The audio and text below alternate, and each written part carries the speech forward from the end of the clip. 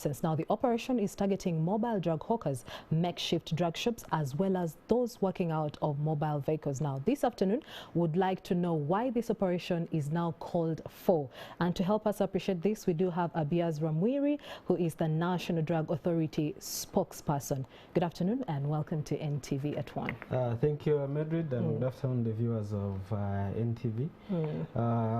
Rightly, like you put it, we embarked on an operation this week, yes, targeting illegal drug promotion and advertising, specifically focusing on our operators who use megaphones, commonly known as Bzindaro, but also the hawkers. This operation started in Kampala and some parts of Wakiso. We started on Thursday. We've been having regular engagements with the leaders, because most of these guys are in associations.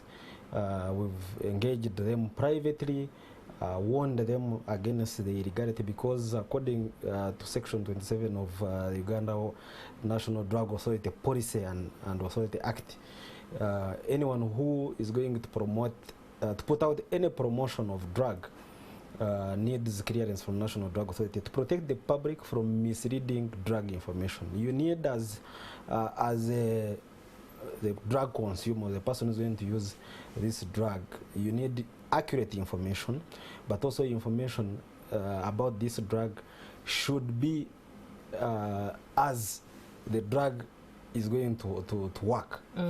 Meaning that if my drug deals with stomachache, I can't claim that it cures liver conditions, or because the liver is in the stomach, you know. So is that what these hawkers are doing? So what these guys do, as you could have had, if you have had any chance to hear from some of them, one, the first thing is that they are putting out wrong information, misleading. Some are selling actually supplements, which are not drugs. You know, green tea, and then they tell you we control certain conditions. You can't control a disease if you're not going to treat it or to prevent it.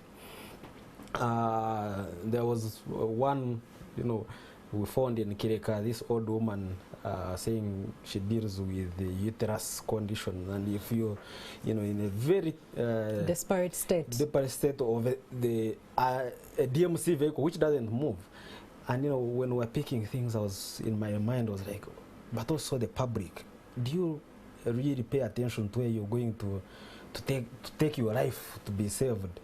So even the public has a part to play, because we as National Drug Authority have been working to ensure that there is equitable distribution of drug outlets, registered pharmacies and drug shops. So anyone who needs to access, whether it is herbal or conventional, there are right places where you can go and get this. So why would you go to this kiosk with a person surely who themselves look like sick, who need attention, and you think they are going to be the ones to answer your health challenges?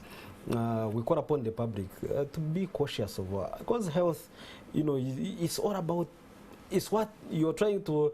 Yeah, this guy is calling themselves Dr. Arsa, and their small herbal thing is 3,000, but you can actually, it can easily cost your life. I want to assure the public that there is no drug, whether it is conventional or herbal, that is risk-free. Because people usually run and say, no, this is herbal, Dagararia, Feriach, Nancy, it won't give me any side effect. You will actually be surprised that it has the worst. It can, if misused, it can give you the worst conditions, because of the issues of toxicity. There is no dosage, there is no clear dosage if it is not registered. And all of them that we got in this operation, none of them was selling an approved you know, product.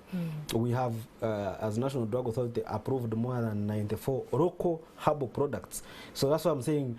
If you wanted, these are available, treating different, dealing with different conditions in different approved drug shops and pharmacies. What I wanted to make very, very clear is that our operations are not targeting any particular individual. And you know what this has been interesting is that people usually blame National Drug Authority for going for the small people. We didn't even touch hawkers this time.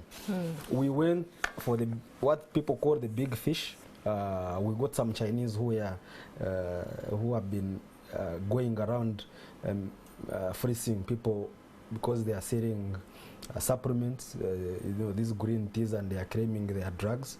And these are going to be arraigned before courts because we arrested 23 of them. They are at different police stations, working with the state attorney and our legal team. These are going to be presented in courts of law starting tomorrow, and we hope that more can learn from this, but also we're not going to stop. These operations are led by intelligence and also our surveillance. So we want to assure the public that if you allow us to provide, because we have already provided the alternative, if you allow us to weed these out, because it's the public that provides them the market, this will be dealt with.